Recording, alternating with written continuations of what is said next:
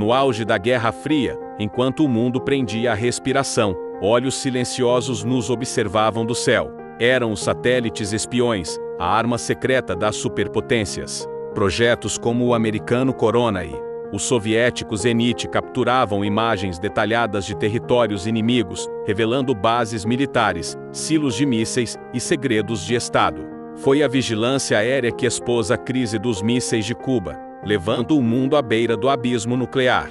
Esses guardiões cósmicos não apenas espionavam, mas mantinham um frágil equilíbrio de poder.